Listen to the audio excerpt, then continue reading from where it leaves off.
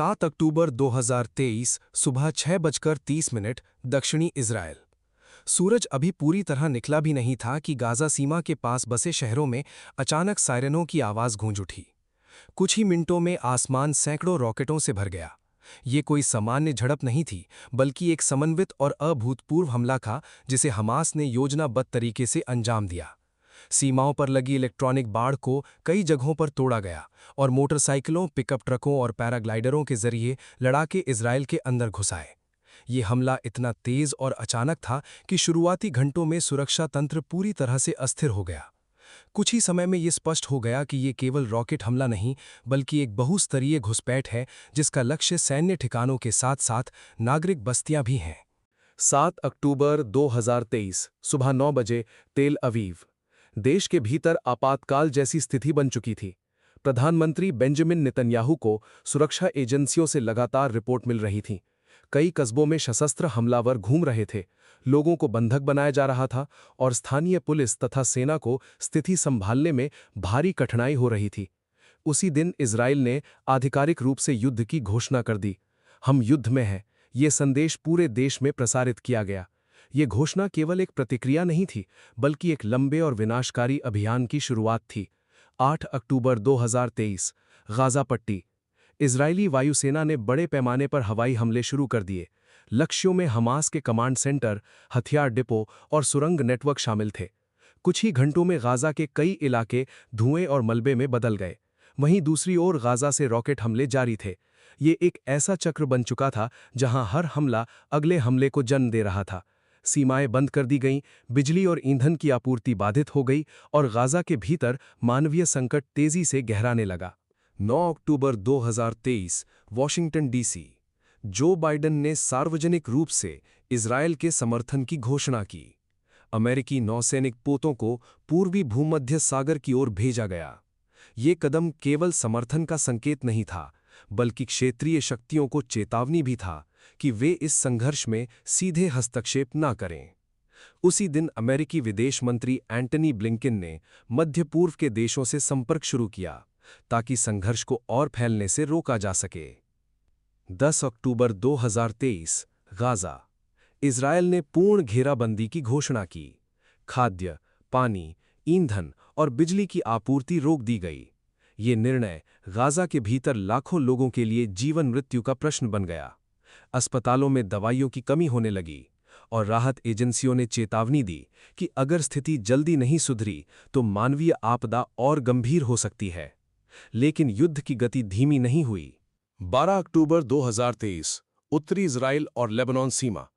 Hezbollah ने सीमित हमले शुरू किए, जिससे यह संकेत मिला कि संघर्ष फैल सकता है। इजराइल ने तुरंत जवाबी कार्रवाई की और उत्तरी सीमाओं पर अतिरिक्त सैनिक तैनात कर दिए। ये वो क्षण था जब दुनिया को पहली बार लगा कि यह युद्ध केवल गाज़ा तक सीमित नहीं रहेगा। 13 अक्टूबर 2023 गाज़ा। इजराइल ने उत्तरी गाज़ा के नागरिकों को दक्षिण की ओर जाने का आदेश दिया। लाखों लोग अपने घर छोड़कर अनिश्चित भविष्य की ओर बढ़ने लगे। सड़कों पर भीड़, भय और अफरा तफरी का माहौल था। ये इतिहास के सबसे बड़े जबरन विस्थापनों में से एक बनता जा रहा था। नवंबर 2023 गाज़ा। लड़ाई लगातार जारी रही। इजराइल ने दावा किया कि वो याह्या सिनवार और अन्य नेताओं को निशाना बना रहा है, जबकि गाज़ा के भीतर नागरिक हताहतों की संख्या तेजी से बढ़ती जा रही थी। अंतर्राष्ट्रीय दबाव बढ़ने लगा कि युद्ध विराम किया जाए, लेकिन जमीन पर कोई ठोस बदलाव नहीं हुआ। 24 नवंबर 2023 एक अस्थायी युद्ध विराम लागू हुआ। इस दौरान कुछ बंधकों को रिहा किया गया और मानवीय सहायता गाज़ा में प्रवेश करने लगी, लेकिन यह शांति अल्पकालिक थी। कुछ ही दिनों में संघर्ष फिर शुरू हो गया। दिसंबर 2023 जनवरी 2024 युद्ध और अधिक जटिल होता गया। गाज़ा के दक्षिणी हिस्सों में भी भारी लड़ाई शुरू हो गई। अस्पताल, स्कूल और शरण स्थल युद्ध के बीच फंस गए। लाखों लोग विस्थापित हो चुके थे। दुनिया भर में विरोध और समर्थन दोनों की आवाजें तेज हो रही थीं। अप्रैल 2024 गाज़ा पट्टी। युद्ध को 6 महीने से अधिक समय बीत चुका था, लेकिन स्थिति पहले से कहीं अधिक जटिल और भयावह हो चुकी थी।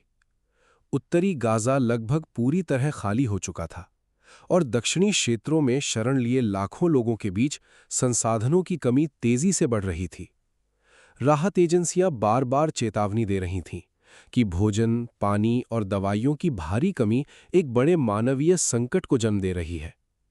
दूसरी ओर, इजराइल की सेना लगातार अपने अभियान को आगे बढ़ा रही थी, ये दावा करते हुए कि वो हमास के बचे हुए नेटवर्क को खत्म करने के करीब है। लेकिन हर हमले के साथ मलबे के ढेर और बढ़ते जा रहे थे और उनके नीचे दबे हुए जीवन इस युद्ध की असली कीमत बता रहे थे। जून 2024। उत्तरी गाजा और मध्य क्षेत्रों में छिटपुट लड़ाई जारी रही।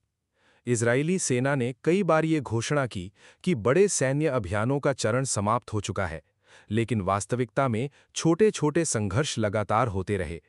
ये एक धीमा, थकाऊ युद्ध बन चुका था, जिसमें कोई स्पष्ट जीत या हार नजर नहीं आ रही थी।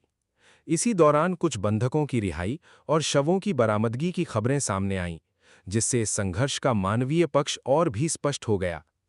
जुलाई 2024। अंतर्राष्ट्रीय मंचों पर दबाव बढ़ने लगा। कई देशों ने युद्ध विराम की मांग को तेज किया और वैश्विक स्तर पर प्रदर्शन बढ़ने लगे। लेकिन इजरायल ने अपने अभियान को जारी रखा, ये कहते हुए कि जब तक उसके सुरक्षा लक्ष्य पूरे नहीं होते, तब तक वो पीछे नहीं हटेगा। ये रुख इस संघर्ष को और लंबा खींचता चला गया। अगस्त 2024।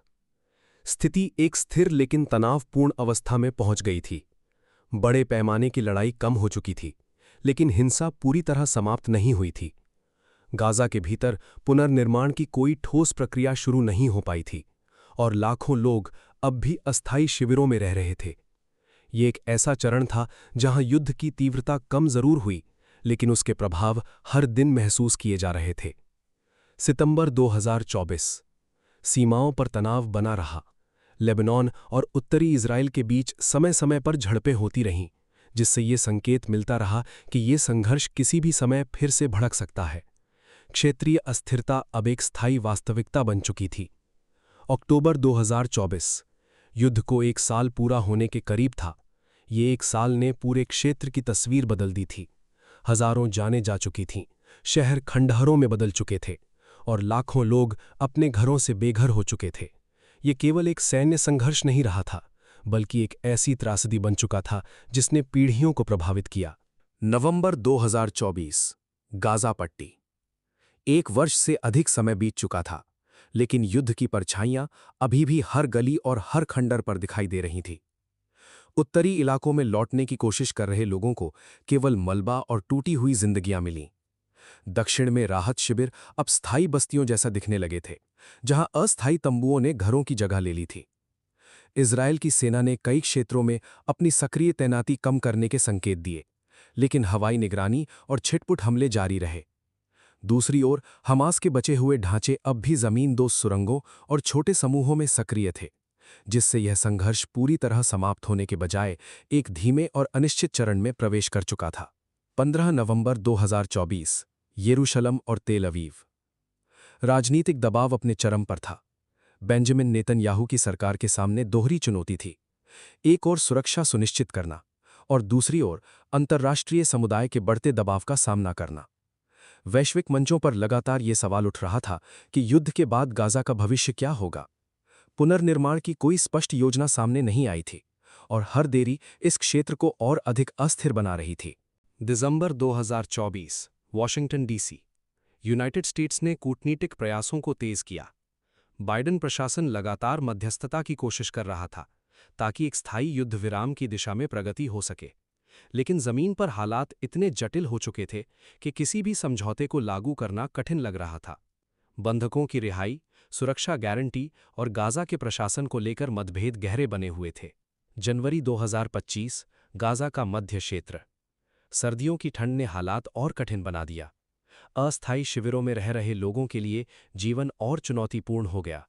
बीमारियां फैलने लगीं और चिकित्सा सुविधाएं सीमित थीं।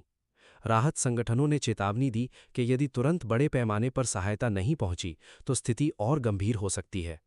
इसी बीच समय समय पर होने वाली झड़पें ये याद दिलाती रहीं कि युद्ध पूरी तरह खत्म नहीं हुआ है। फरवरी 2025। उत्तरी सीमा। लेबनान के साथ तनाव फिर बढ़ने लगा। हिजबुल्लाह और इजराइल के बीच सीमित टकराव जारी रहे, जिससे ये संकेत मिलता रहा कि संघर्ष किसी भी समय फिर से व्यापक रूप ले सकता है। इजराइल ने अपनी उत्तरी सीमाओं पर सैन्य तैनाती मजबूत रखी ताकि किसी भी अप्रत्याशित स्थिति का सामना किया जा सके। मार्च 2025 अंतर्राष्ट्रीय मंच। कई देशों ने पुनर्निर्माण के लिए आर्थिक सहायता की घोषणा की, लेकिन जमीन पर इसका प्रभाव सीमित रहा।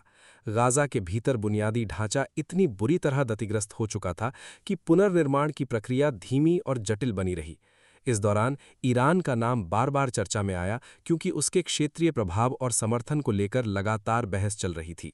अप्रैल 2025 गाजा और इजराइल के बीच एक नाजुक शांति का दौर दिखाई देने लगा था। बड़े पैमाने की लड़ाई कम हो चुकी थी, लेकिन विश्वास की कमी गहरी थी। दोनों पक्ष सतर्क थे और किसी भी छोटी घटना से स्थिति फिर बिगड़ सकती थी। ये एक ऐसा समय था जहां युद्ध की तीव्रता कम थी, लेकिन उसका असर हर जगह महसूस किया जा रहा था। जून 2025 गाजा के भीतर जीवन धीरे धीरे पटरी पर लाने की कोशिशें शुरू हुईं। कुछ बाजार खुले, कुछ स्कूलों ने सीमित रूप से काम करना शुरू किया, लेकिन ये सामान्य स्थिति से बहुत दूर था। हर जगह युद्ध के निशान मौजूद थे। विस्थापित लोग अब भी अपने घरों में लौटने के लिए संघर्ष कर रहे थे। अगस्त 2025 क्षेत्रीय राजनीति। मध्य पूर्व में नए समीकरण बनते दिखाई देने लगे। कई देशों ने इस संघर्ष से सीख लेते हुए अपनी नीतियों में बदलाव किए, लेकिन गाजा और इजराइल के बीच मूल समस्या अब भी अनसुलझी थी। ये स्पष्ट हो चुका था कि बिना दीर्घकालिक राजनीतिक समाधान के शांति स्थायी नहीं हो सकती। अक्टूबर 2025 युद्ध को 2 साल पूरे होने के करीब थे। इस दौरान जो कुछ हुआ उसने पूरे क्षेत्र को बदल दिया। एक पीढ़ी इस संघर्ष के बीच बड़ी हो रही थी जिसने केवल युद्ध और अस्थिरता देखी थी। इजराइल और हमास के बीच तनाव अब भी बना हुआ था और भविष्य अनिश्चित था। 2026 की शुरुआत। गाजा। सतह पर शांति दिखाई दे रही थी, लेकिन अंदरूनी तनाव खत्म नहीं हुआ था। समय समय पर छोटी घटनाएं इस बात का संकेत देती रहीं कि ये संघर्ष अभी पूरी तरह समाप्त नहीं हुआ है। कूटनीतिक प्रयास जारी थे, लेकिन समाधान अभी भी दूर था। आज तक ये कहानी पूरी तरह समाप्त नहीं हुई है। इजराइल और हमास के बीच ये टकराव एक ऐसे बिंदु पर खड़ा है जहां शांति और संघर्ष के बीच की रेखा बहुत धुंधली हो चुकी है। दुनिया देख रही है, समझने की कोशिश कर रही है, लेकिन इस युद्ध की असली गूंज अब भी गाजा की टूटी हुई दीवारों और खामोश सड़कों में सुनाई देती है। ये कहानी यहां समाप्त नहीं होती। ये केवल एक विराम है, एक ऐसा विराम जिसके पीछे अधूरी कहानियां, अनसुलझे प्रश्न और एक अनिश्चित भविष्य छिपा हुआ है।